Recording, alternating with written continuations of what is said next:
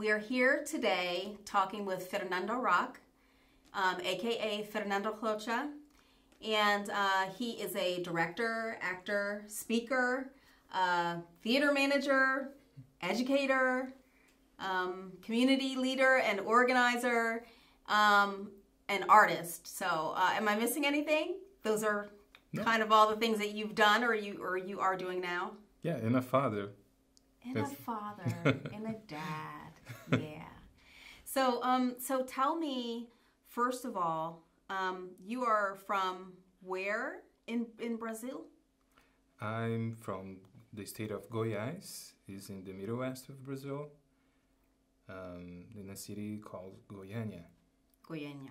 Yeah. Okay. And tell me, first of all, and I know that we've probably talked about this briefly before, but are you indigenous Brazilian, like you were born and raised there, or tell me a little bit about your background. I was born in Brazil. I'm not an indigenous person. My grandma was, my great-grandma was a indigenous person. So my mother is black, my grandpa is black, and my father is white. So I'm like most of Brazilians, I'm very just well mixed culture. Yeah, well mixed ethnicity, and yeah. Okay. I have all the races on my blood. Yeah. So you're like a rainbow. Oh yeah. Yeah. So tell me, I know that you're here now, and I know that you're, like we said, you're an artist. So tell me about like how all of this started. You know, like how did you become interested in the arts, and you know, like what led you to, you know, the things that you do today. Like you're still an artist of sorts, actor. You know, tell me when that started for you. When did that passion start for you? Well, I was a pretty shy kid, and I really get into the arts to express myself, to get rid of that, you know. I was lucky. I had a really good parents, but not everything was a rainbow in my childhood, and so I feel sometimes a little too shy, and so the theater was something that freed me, you know, to the world and to express myself. What was a act of bravery. Yes. You know, to put myself in front of others and start to speak and, you know, and act. And yeah, that was a chase for liberty. Okay, right. So it was like a freedom for you. It was a freedom for me. It was it was a way to free myself of that. Like anxiety, would you say? I think that the shyness in my childhood came from a place of a lot of not acceptance. Not being accepted. Not being accepted, or non-conformity. You know, like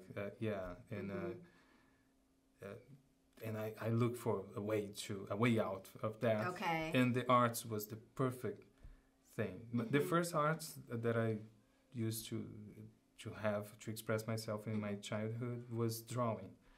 So I was pretty good in drawing, and I loved to do it. But and then my parents signed up me for classes, and one teacher there traumatized me because I was trying to freestyle, to draw just other things. Just express yourself. Exactly. Okay. And for some reason, this teacher really wanted to get stick of her planning. Okay. And she was kind of, it was back in the 80s. she really ripped off something in the table, you know, and said, "You have to keep on track with your with the other students." And I was done with the exercise to draw a jaw, you know, like a flowers and things, and I'm done with that, and I was trying to do something else. And she didn't like it, and I feel like, oh my God, I feel so repressed. And I mean, this is just an illustration of the kind of repression that I had back there. Have something much more than that. Right. That's just a snapshot what was repressing me, and then I discovered theater, and was amazing. I feel at home. I feel I can be silly here. Yes, and not so rigid. Yeah, not so I don't have to be so rigid. I can be silly. I can also be stupid. It doesn't matter. I can do whatever. It was really, you know, I tried to find the word in English. It was fulfilling. It was fulfilling, but more in this direction of freedom, you know. To free myself from myself, because we used to put ourselves in this cage, right? To judge ourselves, and to restrict ourselves in the way we think, the way we speak, the way we express. Right, in society. Exactly. So that, I mean, being an artist myself, you know, an actor, I totally get that. Yeah, I totally understand that. Yeah. Now, I also understand that that you went into instructing others at a young age, like in your early teens. Can you tell me about that? And we started to do theater in high school, and was very well successful. The students love it. The teachers, the parents, the whole community embrace it. And when I finished my high school, the school principal decided to invite me to stay in the school teaching the other kids, and he found a way to hire me. It was a public school, and he found a way. I was 18, and he hired me at this time, but in this state of Goiás, where I live in, we don't have a job position for a drama teacher at this time. So he hired me like an assistant of the custodian or something in the school, you know. It was funny. It was funny, and so you could still be there, even though they didn't have. Exactly. I still there, and they pay me like not a huge amount, but they pay me to start to work. It was my, you know, kind of a beginning of my professional experience, because I was doing theater there, but not in a professional way. I mean, I was learning on my way. Right. And then I was teaching other students, and I wasn't a student yet. I'm still a student and teaching other students. And suddenly I become a teacher in this school, and that was kind of a call for me, because I feel really good at doing that, you know, and helping others. And I recognize what I've been through in others, you know, like to help them with the shyness or the same blockings that was blocking them to express themselves in life. And so that was healing. Imagine that position that you were put in because of just answering to what you needed to. You know what I mean? To like start with the acting and everything. Yeah. It was in some way empowering. Empowering? Yes. It makes sense? Yes. It was empowering, because I feel, I have the power to help others, right? I can not just help myself, I can help others that are in the same situation that I was. And that was a revelation for me. Yes. It was very powerful. Yeah. So so after that period of time, tell me about like when you were doing a lot of things with the community when you were back in Brazil. Mm-hmm. Did you serve like elderly, young, everyone? Yeah. What did you do? Tell me about that. Well, I teach drama. Mm-hmm. I remember that after college I applied to graduate in college, and get my bachelor in performing arts. Okay. With major in acting and directing and teaching. Okay. So I have a lot of opportunities to teach seniors or to teach other teachers as well, because to be in a classroom you have to perform an act. Yes. Mm-hmm. To keep the attention of the kids, and so sometimes I help other teachers to mm-hmm. also free themselves and and feel more comfortable and more confident to do public speaking, and yeah. Because you did a lot. You did public speaking a lot too, right? At that time. Okay. Yeah, I worked for the government back there. I worked in the education department. Oh, okay. So we have a lot of different events. Mm-hmm. Focus on art education or something for the community, mm-hmm. For the students. So sometimes we speak for an audience of students, sometimes for in a community, with elderly people. So everyone was pretty much welcome. Yes. Yeah. Always. And that's good, because some organizations don't necessarily do that. They focus on like one part of the population. But this approach, I think, helped the community as a whole. Mm-hmm. Because they were able to kind of relate to each other in that space that you created for them. So I think that's really neat.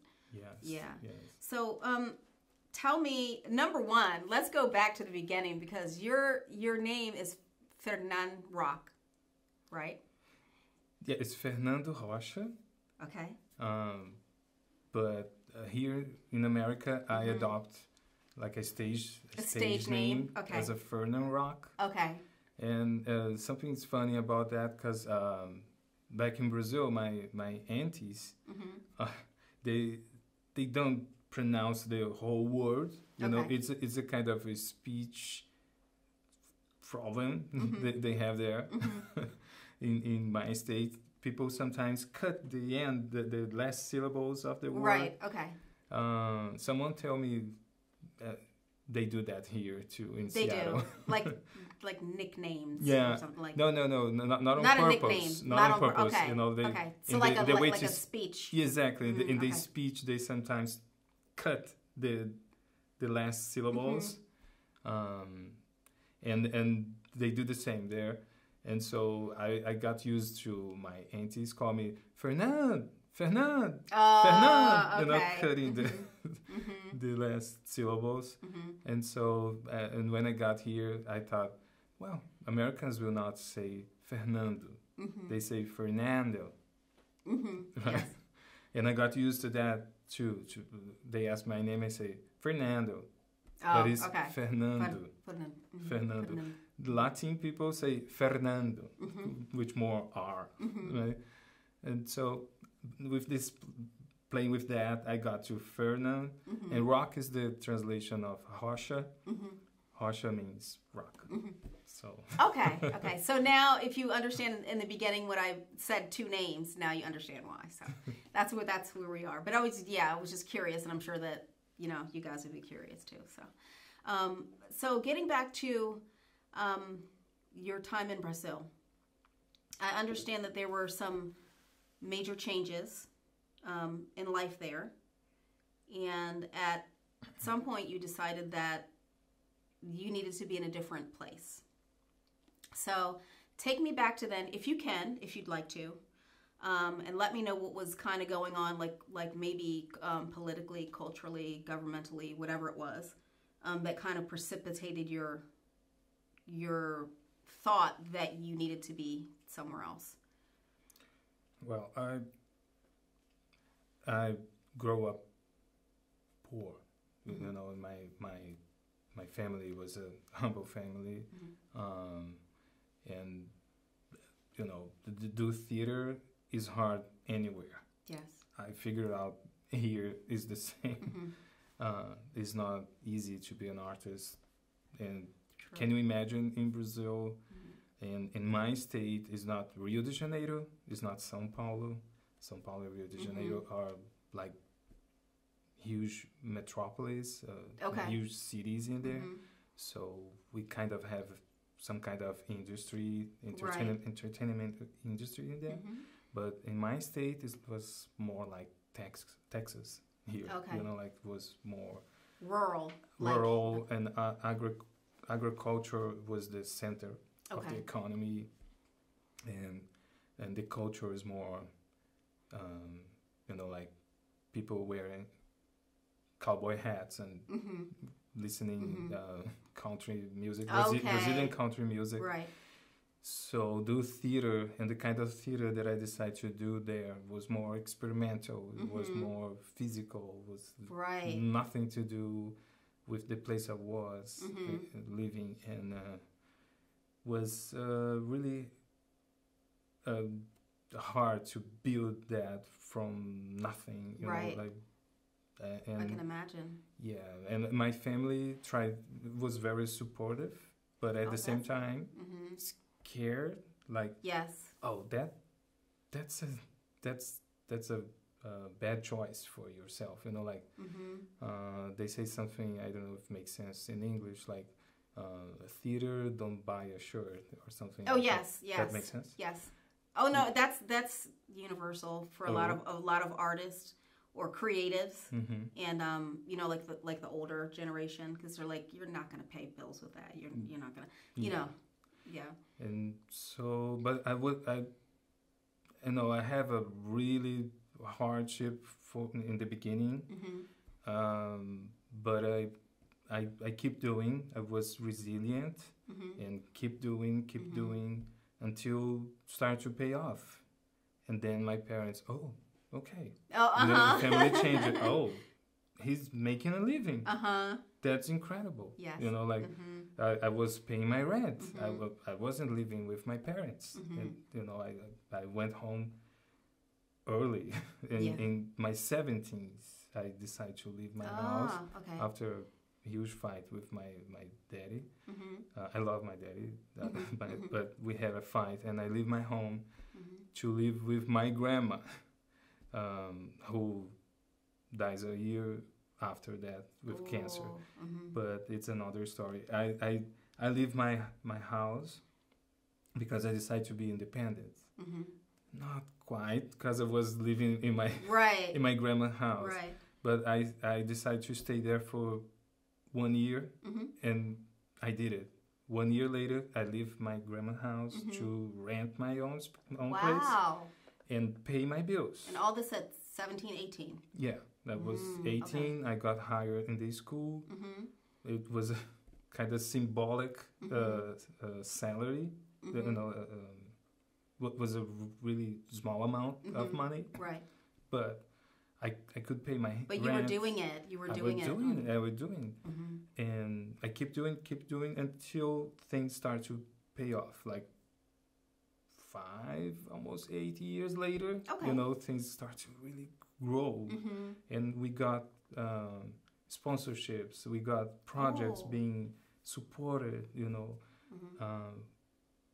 And things start to change. We start to travel to festivals with our company, presenting our shows, mm-hmm. and get paid for that, getting paid to perform. Mm-hmm. And I was getting paid to teach, to coach, mm-hmm. to perform, mm-hmm. you know, and then we start to produce festivals and bring artists from other places, international mm-hmm. artists from Europe to there. Oh, okay. And then we start to travel from there to other countries. We traveled for 8 different countries at the end, including Japan. Oh my goodness. Yeah. Wow. And it was like a dream coming true. Yeah, that was like that grew pretty quickly. No, it wasn't Well, quickly. some people it takes like 20 years to like really establish. So I'm saying relatively, not quickly for you. Obviously you're putting in all the work and all that stuff. So it seems like it's like a little longer, but yeah, that's it took 20 years. Oh, okay. I mean, when I decided to leave Brazil, I had 23 years. Oh, okay. Running this theater group. Okay. I started in early age and keep running, and I think around the 10th, the 10th year, things start to really get successful pick and up. Pick up and pay off, and I was more than paying my bills. I was having a life. I was living a life. And a dream life that I dream of. That's a lot of dedication. Yeah, it was a full-time dedication. I also Capricorn. We was talking about zodiac, and my mother was so into the zodiac, and people say, "Oh, Capricorn doesn't have a life. Capricorn just think about money and work." And which is ironic for the profession that I choose. I should be an accounting or work in a bank. Right, exactly. But I decided to be an artist. The hardest way possible to make money. And I was making money. I was making a living, and things were doing good until everything changed. You ask about this scenario that made me leave Brazil. This was the good times, and we have a government that support arts. That and when the thing is to summarize everything. When you have a good government that support arts, for example, that means the society support arts. Yes. The society decide, okay, that's important. And because of that, they decide to elect somebody that will care about it. Right. If society think, I don't care about that anymore, I don't think that's important to us, and then they will put somebody who doesn't care. Okay. And that's what's happened. That was happened. Okay. Suddenly, everything turns around in Brazil. Not so suddenly. Right. It was a really painful transition that leads to the country to impeachment. Impeachment? The impeachment of the first woman president that was elected in history in Brazil. She was persecuted, and they impeached impeached her. She wasn't doing a great job. Okay. Like politically, you mean? Politically, she wasn't get the best results that people was expecting. Okay. But she wasn't doing anything wrong.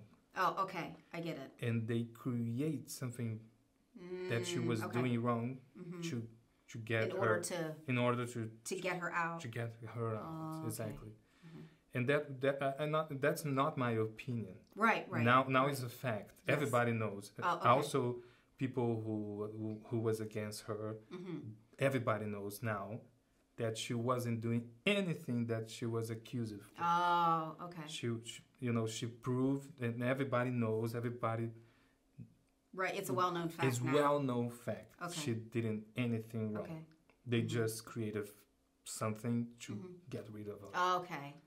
Which is, if you think about it, it was a woman. the first woman. Yes. So that's very symbolic, you know, especially in a culture where machismo Yes.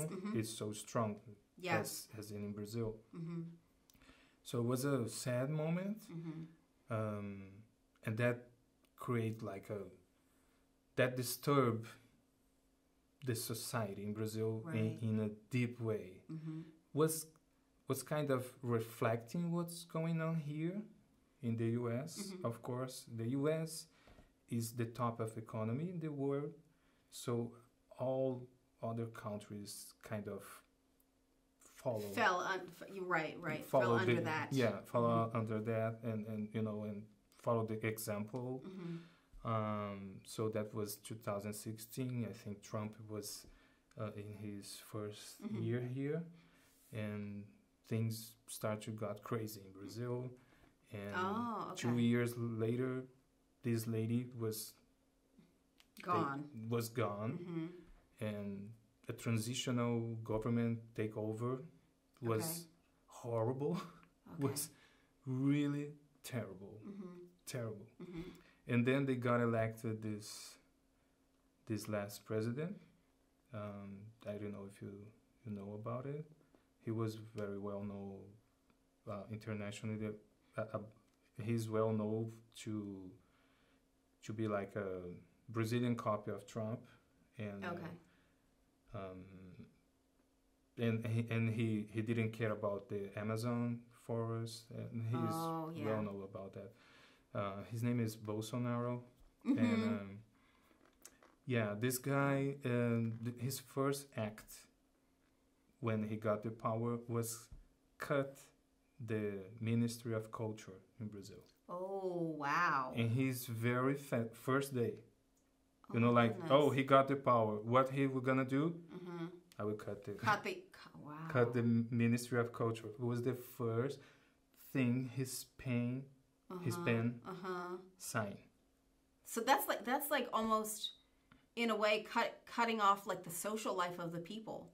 You know what I mean? To like the creative interaction of the people, if that makes sense.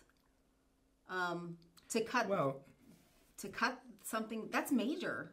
I mean, it's symbolic. It's very symbolic.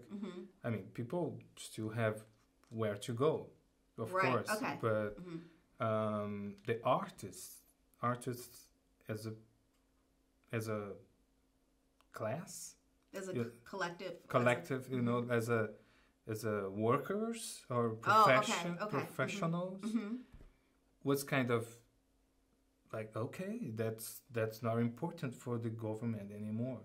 You know, it's like when they said during the pandemic, that's not essential. That's not essential. You know, and most of people, you know, the common sense truly believe that arts is something not essential. It's a luxury. It's something not valuable. Right. So that was going around as that was normal now for that not to be important. Exactly. Okay. And they accused the other government that was more left, political left power. They was accusing them to being corrupt, you know, and accusing artists to be like thieves. To take their credibility and to take money from the government to do their art, so to do that. And it's really hard to explain to the public, you know, how the government transferred money for artists to do a film, to do a play, or a show, a concert, or whatever, you know, a exhibition. Especially if most part of the society is convinced that that's not essential for their lives. That's something, you know. Yeah. So that had to make it incredibly hard for, like you and the rest of, you know, the company and the collective, with the traveling, with the you know, just traveling even within your own country, much less internationally. As you can see in this, we have sponsorship of the government. You know, oh, yes. Yeah, the state, the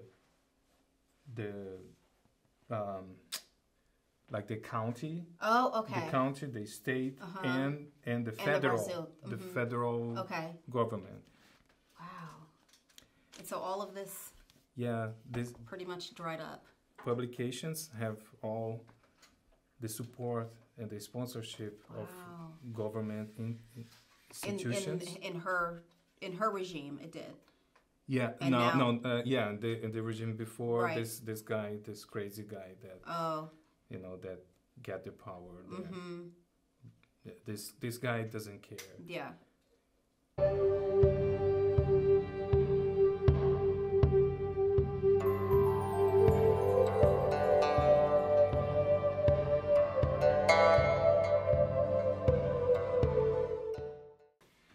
So we have a lot of campaigns during years and years trying to make this idea to get into the mind of the most of the population, the most of people, that indigenous people have rights, women have rights, LGBTQ plus people have rights, black people have rights,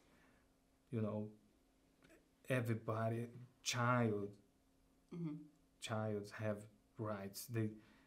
They cannot be beaten by an adult, they cannot be spanked, and all this work was going to the window because this guy was really lighting up the worst in the people. Oh, yes. The worst in the feelings and the emotions of the people, like erasing all the good, all the building that that everyone had done. Is that's what you're saying? Yeah, because the other we're talking about politics.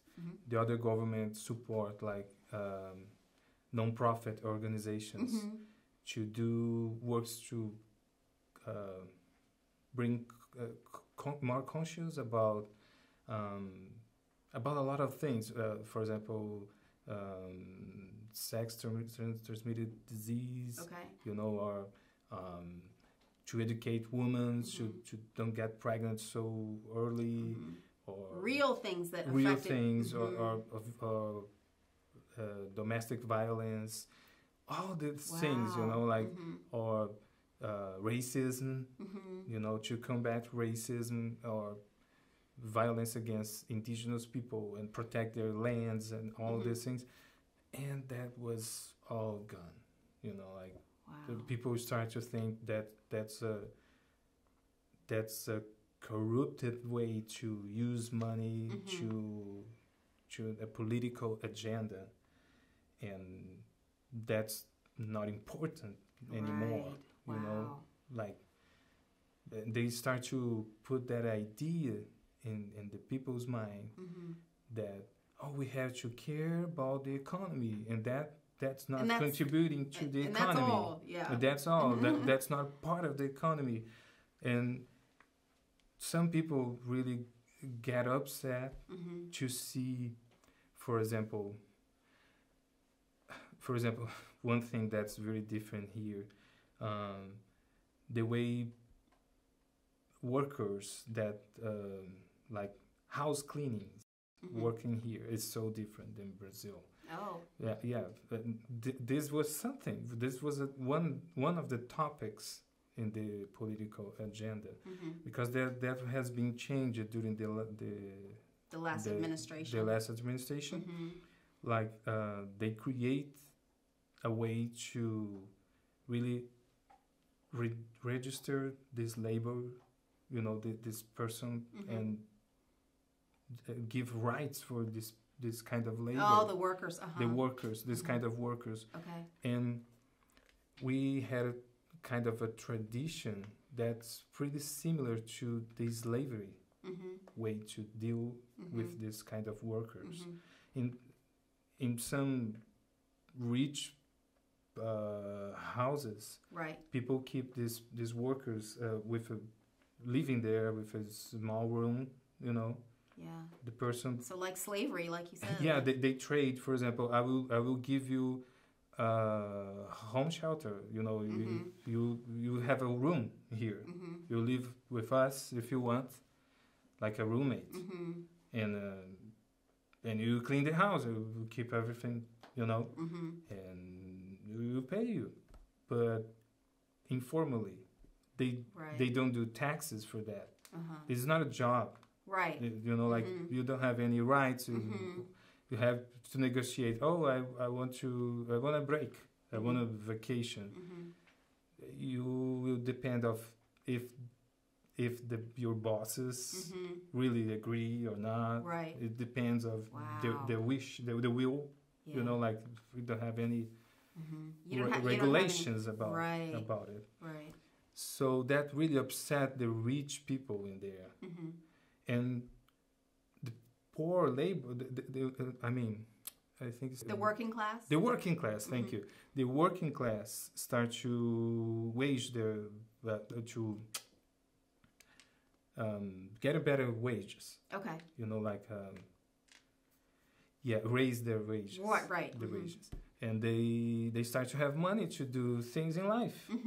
So the rich people really got upset. They didn't like that. They didn't like to see, you know, to go to an airport and get the same airplane in the economic class with a work labor that used to work to do their, you know, like the gardening or do other kind of jobs. They really, that create tension in society in Brazil that really upset the rich people, especially the white rich people in there. It's very different, the racial rift there than here. Yeah, it's really different. I mean, in many ways. But this is one scenario that I can, you know, give me an example of. Okay. Give you an example. Okay. So and that all this create this, you know, this scenario, the feeling in 2016 or 2017 until the election in 2018. The scenario was we are really, really close to a civil war. You know, the media, the news was contributing to that. People was start to have demonstrations of mass hysteria. Like they make people start to hit pens. Okay. You know, doing noise in their houses, apartments, when the president will say something in the television. So everybody will do that. The huge noise, and people did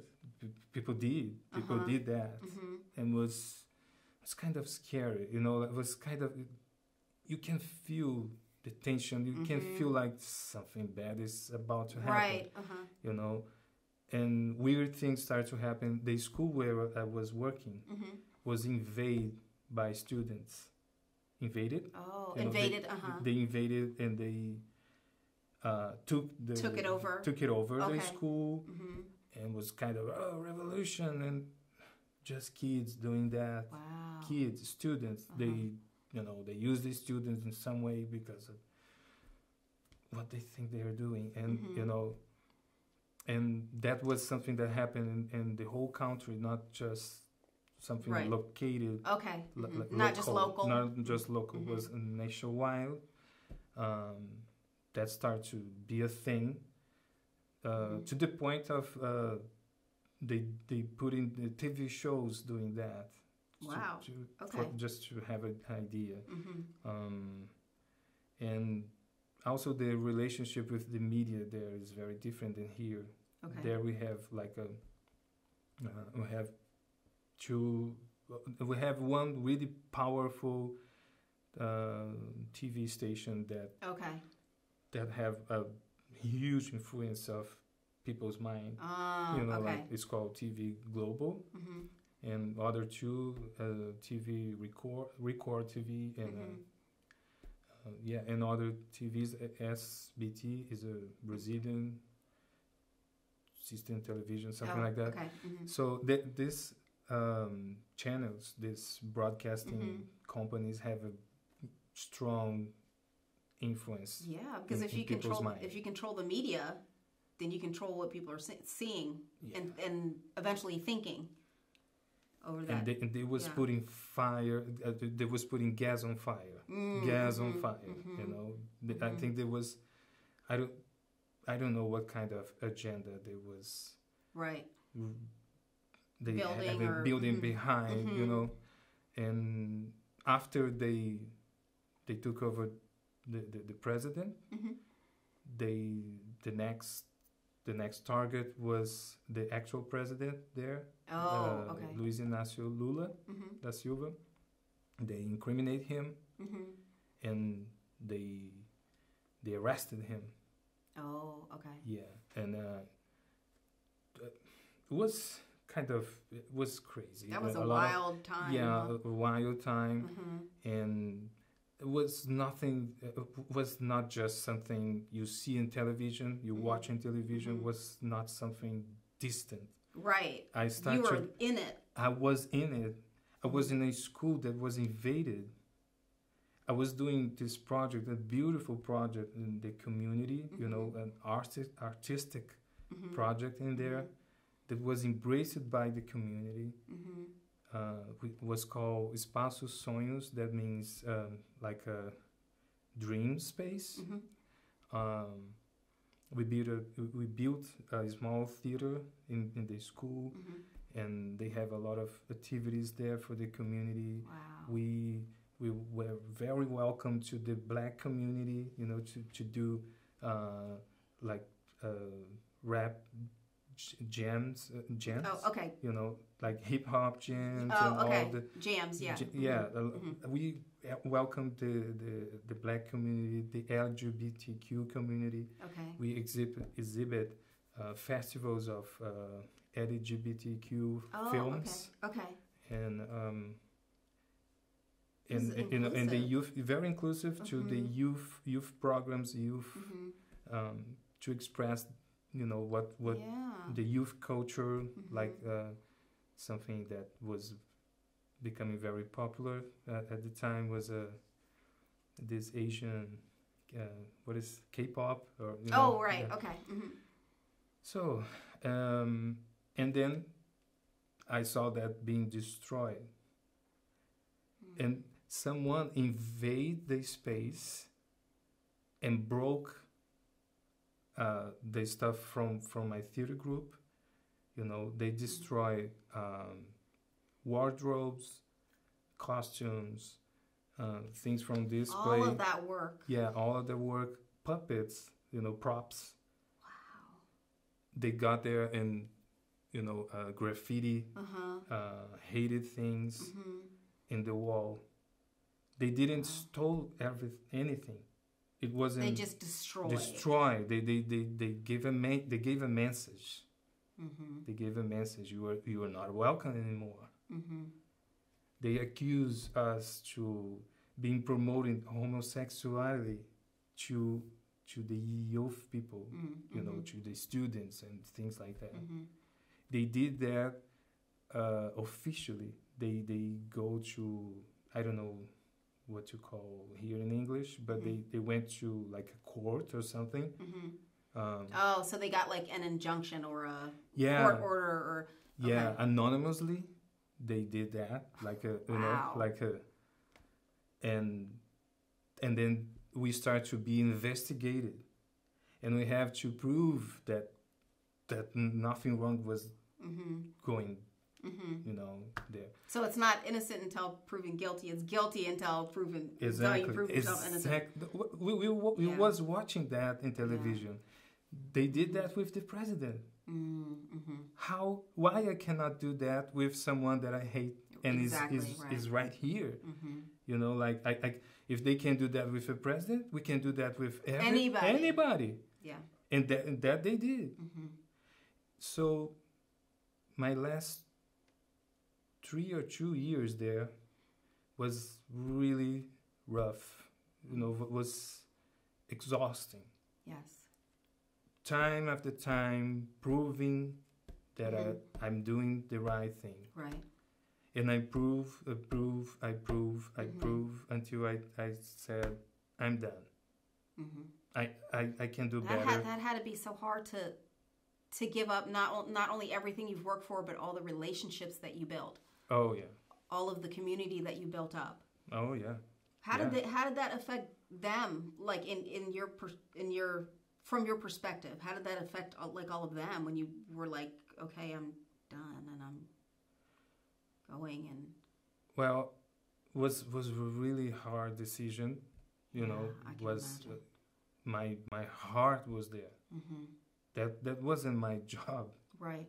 That was my life. Yeah. Was and that was your love that you were giving to. Yeah. Your community. All my love. It was my identity. I was leaving behind my identity. You know, something that took me a life to build. Yeah. And you know, I was in a way that I think if I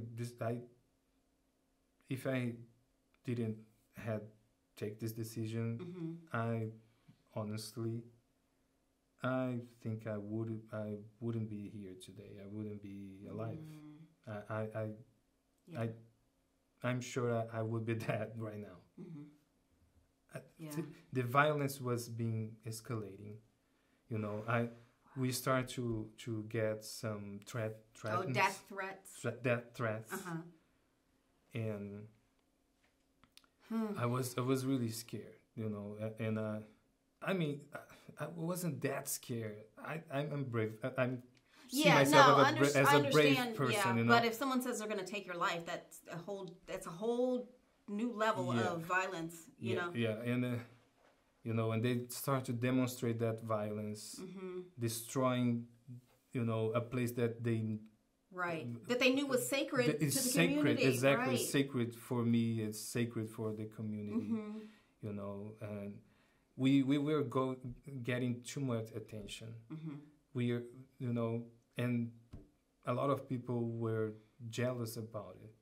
And with this scenario behind, you know, national-wide, people seeing how it's easy to destroy a reputation of somebody, and took over of everything that this person worked hard to build. Just because they can. Just because they can. Just because they want. Yeah. You know. And that really broke my heart. Yeah. That really destroyed and was, you know, was taking the shine in my eyes. I was, you know, like it took your gusto for life. I wasn't. I got really depressed. You know, was pretty bad. It was pretty bad personally. It was bad collectively. Right. Okay. You know, because in this place, we have a staff of people working there. So they were my witness that what we were doing there. The students were my witness. The parents of the students. Because you were serving them and you didn't want to let them down and you didn't want to... Exactly. And they were seeing that. They were seeing all this battle. And they were probably seeing you too. They were seeing you getting the life sucked out of you. Oh, yeah. I'm sure, Yeah. Recently, I was, you know, Google sometimes remember us, these memories from past years. And I looked at these pictures and I saw myself, you know, when you compare photos with Obama getting the power and Obama after the power. I mean, proportionally. Yeah. I'm not, and I can't even imagine what this man went through, you know, to lead and guide a huge nation like America, like the United States of America. But you saw that face. You saw those different. You know, I kind of lose like 20 years in one. Or, you know, like I can see my pictures. I can see the life being, you know, sucked out of me. Like was terrible. And I have a son. I have a 10-year-old son. I think I could stay there and die, or I could be a father for my son, you know, and try to. Yeah. And sometimes you have to save your own life so you can save someone else's life. Exactly. Yeah. Exactly. I think about it, and I think, well, I saw clear I don't have a future here anymore. I may don't have a future at all if I keep on this path, you know. And at this time, it was so dark. The sky was so dark, you know, in that place. I was in hell. I was living hell. Yeah, that was a symbol of everything that was probably going on inside you right at that time. Oh, yeah. So let's fast forward a little bit. So you come to America after you've left that. And tell me, like, when you got here, was it what you were expecting? Like, had you been here before? Yes. Okay. So was it everything you were expecting? How were you received, or how, you know, when you got here to like move here, I guess permanently? Well, wasn't not exactly what I expected. Okay. But I'm a very realistic person. Okay. So I get ready. When I decide to leave the country, I get ready for anything. Okay. Like, you know, the same bravery I was having there to fight against any kind of crazy things that comes. So you just pull it. Just okay. You know, I decided to came like I'm ready. come. New battle. Yeah, new battle. No, I don't think, you know, like some people maybe have this. A lot of people have this illusion that's something so sad, because people sometimes leave everything behind, and in exchange they call sometimes America could be golden cage or something like that. Okay, like the Golden Gates to. No, the golden cage. Oh, to get. Oh, okay. You know, like, so that they won't be able to. They'll be just stuck. Yeah. Oh, okay. You're That's stuck. Okay. In a very fancy cage. So I get ready to don't get trapped on that. Oh, okay. You know. But I humble myself. You know, I built all that in Brazil. I was in another status. You know, I have this very stable job for the government. I had my book published. This book. Yeah. I also is available at Amazon. Oh, okay. So it's in Portuguese. So tell us about this. It's Yeah, it's for actors. Okay. It's a result of my master's degree and all the trainings and artists that we have counted in 20 years, and I put in a book. You know, to help other actors with some good advices. Okay. As a cultural collective. Yeah, for an actor who is working in a collective in a group. Okay. But can be useful for actors who works by themselves. Oh, you know, okay. Like individually. So I was at this moment that I got to a stage like you know, like I built a lot of things that looking in the rear view mirror. I came from nothing, and wow, I I got very far, you know, far from my from your beginning, you know, and then I'm back again for nothing. So I have this master degree and all that, the books and whatever, that doesn't matter anymore. So none of that doesn't translate when you came here. No, when I got here, I went to clean houses. Wow. My first job in America was clean houses, which I got in a very welcome and, you know, an open heart for that. Okay. I was trying to also make up my mind. Oh, that's a anthropological experience. Oh yeah. You know, I get into America, to the front door of their houses. I'm seeing their houses, you know, from inside. You know, like I'm learning another culture by, you know, by seeing their homes, and you know what a better way to see, you know, the inside, the inner working. Inside, How could I have this access just coming here? You know, like coming into other properties, other houses and lives, because you are there, so you see how people live. You know, cleaning their dirty. It's the most transparent way to see how people live, right? You cannot hide anything from what you left behind. You know, dirty.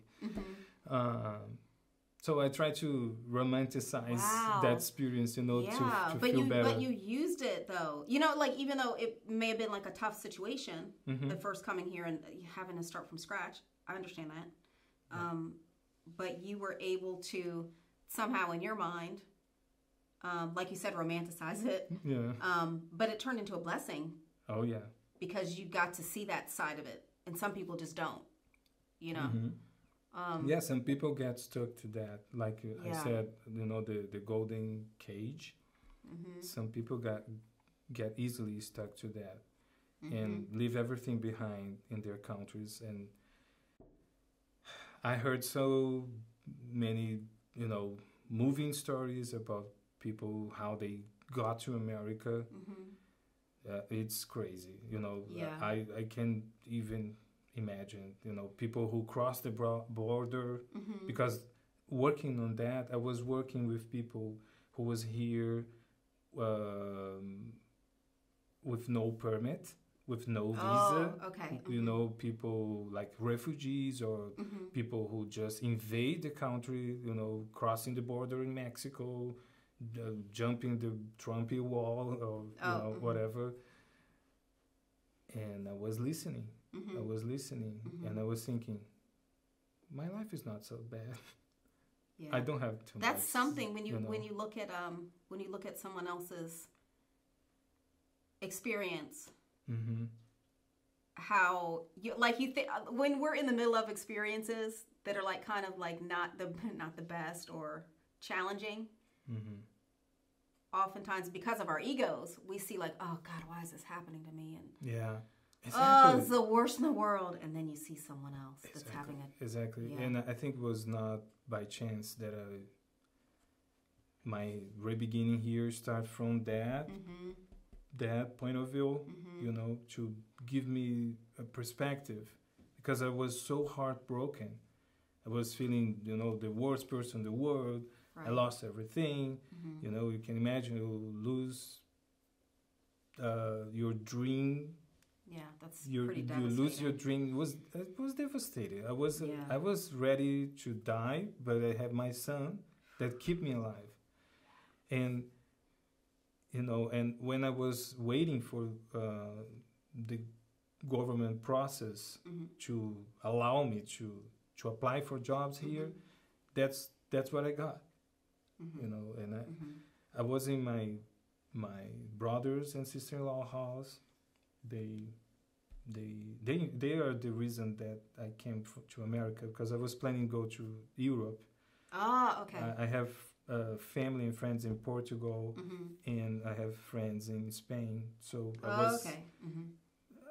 I decided I cannot stay in Brazil, otherwise I will be killed, or I will kill myself, or something bad will happen here.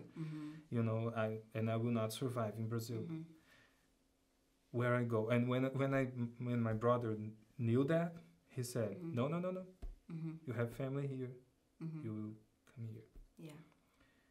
And I have a difficult relationship with my brother. He's my middle brother, and I was very grateful, thankful for him. But I said, I will stay 3 months. Not more than that. When you make up your mind about something, you do it. Wow. Yeah. No, but I said 3 months, and I stayed 9 months there. But it was okay, because it was the time to the whole process, you know, with lawyers and the government. Oh, right. The immigration. In order to make sure everything was straight. Yeah, and I decided to, no, if I moving from Brazil, I'm not going to a crazy adventure or for, you know, I was going to stay. So I want to do everything all right, correctly, you know, be legal. And I applied for everything. So I was waiting. And while I was waiting, the lawyer said, you can't get these jobs. You can't do it because you are protected by law. Okay. You can't take these jobs. If that's the only thing you can do. People cannot hire you now. Oh, okay. So, yeah. And then I was important that I saw the other side of that, the other side of this coin. Literally the side of coin, because I saw how even immigrants in the same situation can explore other immigrants. You know, paying very less, or all this this dirty stuff that happened in behind the scenes, you know, and was sad at the same time, was kind of getting this knowledge, you know, acknowledging that reality, and seeing that I wasn't that bad, like I was and saying. that there are different experiences other than and yeah, but I was building that, you know, little by little, day after day. From cleaning houses, I paint walls, and you know, I go to the rooftop to do the roofing. I help to unload things, you know, like at this time I was in better shape. Yeah, and I work delivering things, you know, for these apps like Uber and DoorDash, all that.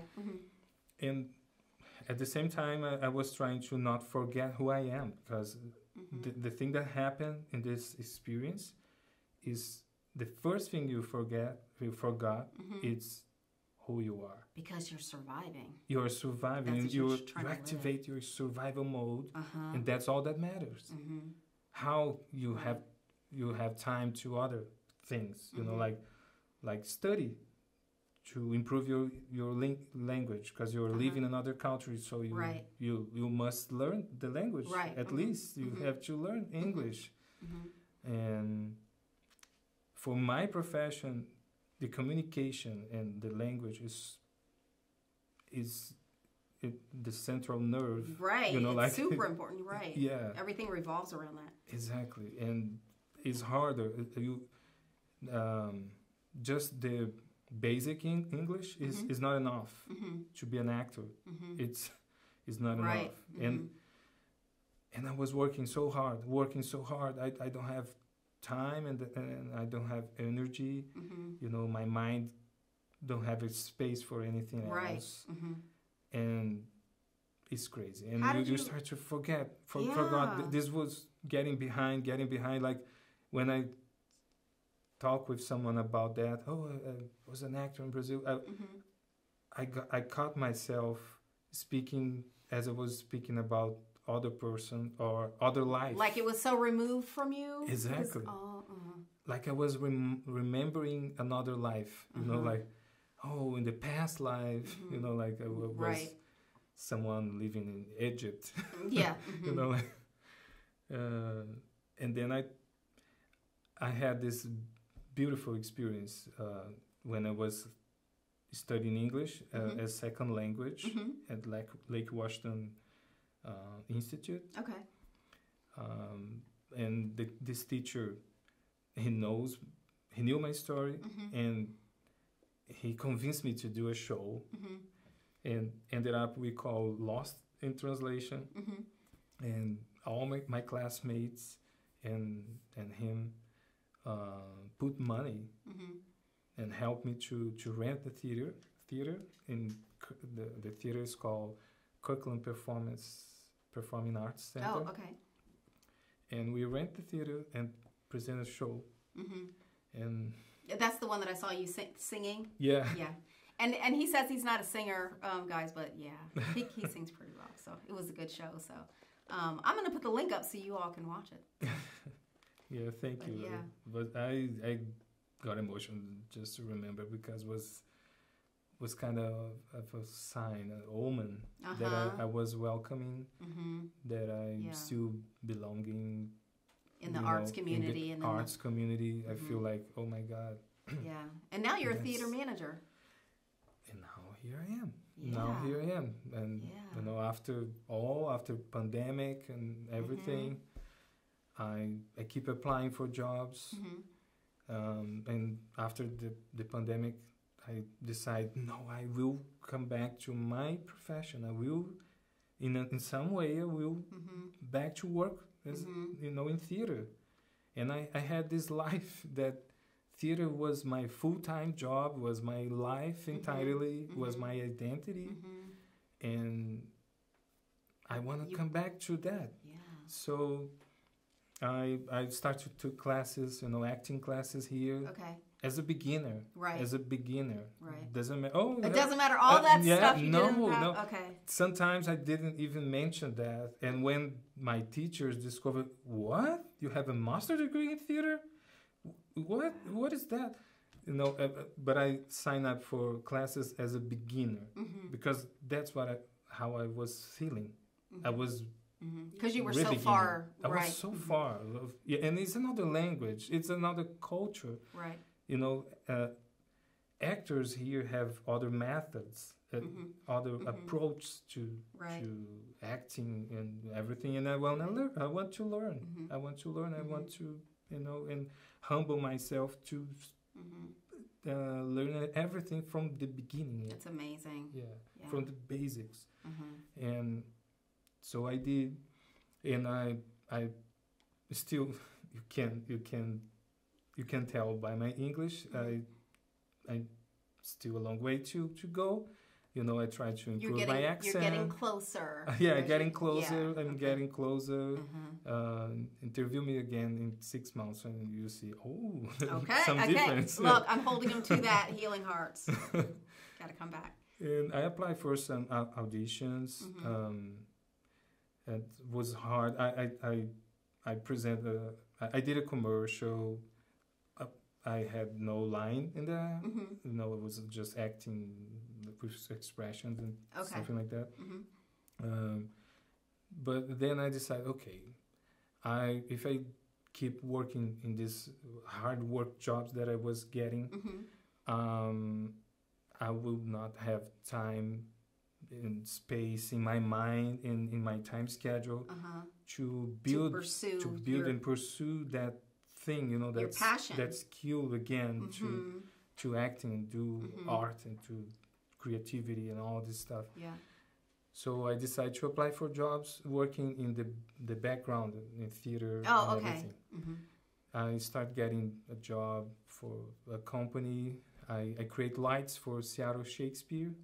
Oh, okay. Yeah, I create lights because in Brazil I run this company as a director, actor. We did everything. Okay. You know, we hire light designers and other professionals, but I had a basic knowledge on all this other stuff. You know, the technical part of it. So that gave me a little extra courage to try something bigger. Right. And then I applied. I saw I applied for more than 100 jobs, because after the pandemic, the theaters reopening open a lot of opportunities, like a lot of job openings for, especially for technicals. And I applied for all. I didn't got much, but I got hired for Seattle Opera. Oh, okay. How long did you do that? I worked for Seattle Opera for about a year. Oh, okay. 10 months. 10 months. Months. Sorry, it's not month. And it was an incredible experience. You know, like it was a dream come true. Like people there was so nice with me and so inclusive, and there, it's a dream factory. Yeah. There, you know, like I cried in the first day. They made a the safe walk they call, right? The safety walk, you know, showing the building, showing all the spaces. Like a tour. A tour, yeah, like a tour in the opera house. And I was fascinated. I can't believe it. I get chills remembering, like, oh my God, I'm working here. What? I don't have to whip the floor? No. Wow. No. This is, oh my God, that's happening. I was working the production, but I was happy, like I was the principal. Right. The opera, you know, like, oh my God, that's a. Like that was like a gift. Like when you describe this, and I think about all the things that you've been through, and I'm sure that's just the tip of the iceberg. What you even told me. I'm sure there's like more layers to everything. But I think about, like I was saying before, all the love and all of the commitment that you put into your community, and answering to that within yourself, you know, answering to the power within yourself and having the courage, all of those things and all of those things that you showed so many people, the universe is giving back to you. Thank you. You know, and I think that that's just a beautiful thing. We're going to take a pause, and then we will be right back with some final thoughts from Fernan. So, yeah. Okay? All right. Thank you. Hi, I'm Toni, producer and hostess of Healing Hearts. Do you have a story that you'd like to share of triumph, of overcoming the things that might have broken you? I'd like you to come with me and share your story. One of the most wonderful things that we've been able to do last season was bring on dance, yoga, meditation, sound healing, and other fun activities that have helped us just be the best version of ourselves and to heal the things in the past as well. The journey's not always easy, but it's something that we have to do to heal ourselves from the inside out and to heal the world.